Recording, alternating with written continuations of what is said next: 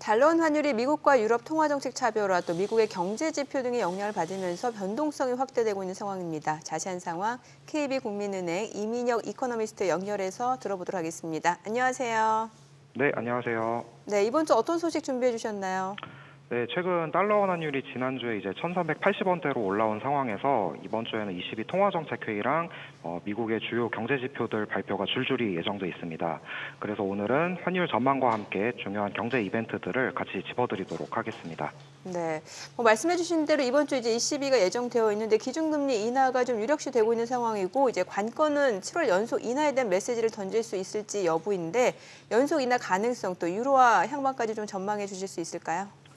네, 말씀해 주셨다시피 이번 주 통화정책회의에서 22 금리 인하는 거의 기정사실화되고 있는 분위기입니다. 하지만 이제 7월에도 연속으로 금리를 인하할 것인지에 대해서는 아직까지는 좀 불분명한 상황인데요. 우선 지난 4월 소비자 물가 상승률이 전년비 2.6%로 3월에 2.4% 그리고 시장 예상치 2.5%를 상회하면서 인플레 가속에 대한 우려가 다시 불거지고 있는 부분이 있겠고요.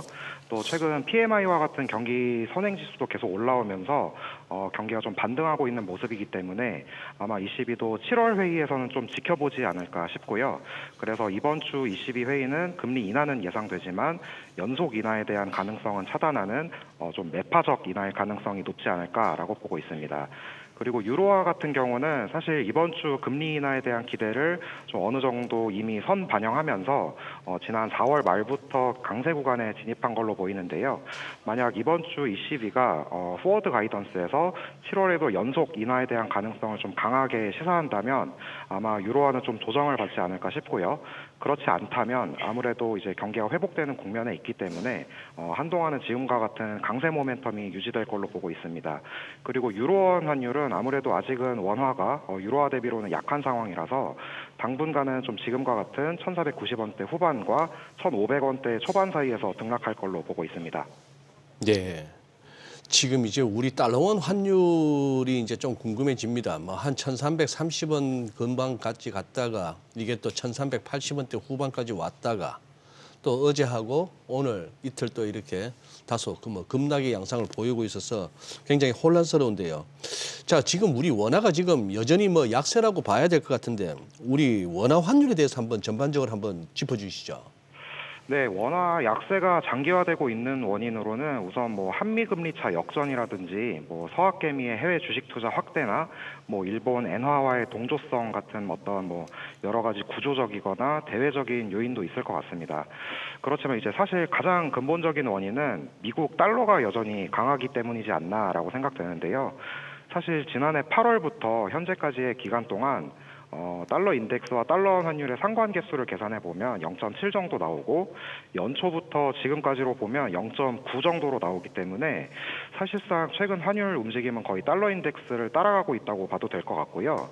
또 달러 인덱스는 사실 미국 10년물 국채금리에 거의 연동되고 있기 때문에 결국 지금의 환율 레벨은 달러가 여전히 강하기 때문이고 달러가 강한 원인은 미국의 장기금리가 여전히 높다는 점.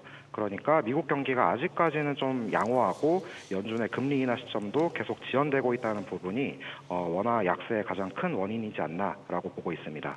네, 이번에 이제 금리 인하가 예상되는 ECB와는 다르게 연준의 금리 인하 시기 예측이 쉽지 않은 것 같은데 이제 이번 주말에 고용지표 발표를 앞두고 있습니다. 연준 통화정책 중요한 변수로 예상이 되고 있는데 환율에 미칠 영향 어떻게 보시나요? 네, 다음 주에 있을 FOMC 이제 정례 회의를 앞두고 이번 주에는 미국의 5월 PMI랑 고용 지표들이 발표될 예정인데요.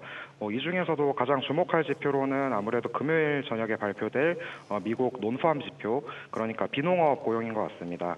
우선 시장에서는 5월 비농업 고용이 전월 대비 19만 명 정도 증가할 걸로 예상하고 있어서 지난 4월에 17만 5천 명보다는 좀 더 늘어날 걸로 보고 있습니다. 하지만 여전히 지난 1, 2, 3월보다는 낮은 수치이기 때문에 아마 예상치에 부합하는 결과만 나온다면 시장 영향은 좀 제한적일 걸로 보고 있고요. 다만 예상치보다 높게 나올 경우, 그러니까 20만 명을 웃도는 수치가 나온다면 아무래도 연내 금리 인하에 대한 기대가 더 약해지면서 달러는 더 강해질 수 있을 것 같고요. 이 경우에 달러 원 환율은 아마 1,390원 수준까지도 열어둬야 하지 않나라고 보고 있습니다. 거기까지도 열어두신다. 네. 요거 이제 마지막으로 한번 여쭤보겠습니다. 이거 지금 어떻게 돼가나요? 지금 다음 달, 그래 7월부터는 외환시장에서 우리 서울 외환시장의 개장 시간이 새벽 2시까지 연장된다는 그 얘기인데 지금 이거 확정된 거고 지금 준비 단계인가요? 네, 뭐 7월부터 이제 국내 외환 시장에서의 거래 시간이 뭐 기존 오후 3시 반에서 이제 새벽 2시로 연장되고 해외 소재 외국계 금융기관도 국내 외환 시장에 이제 참여가 가능해질 예정인데요. 저희 이제 뭐 KB 국민은행에서도 7월 본격 시행을 앞두고 지난 2월부터 지금까지 이제 여러 차례 시범 거래 테스트를 거친 상태고 앞으로도 추가 테스트가 예정돼 있습니다.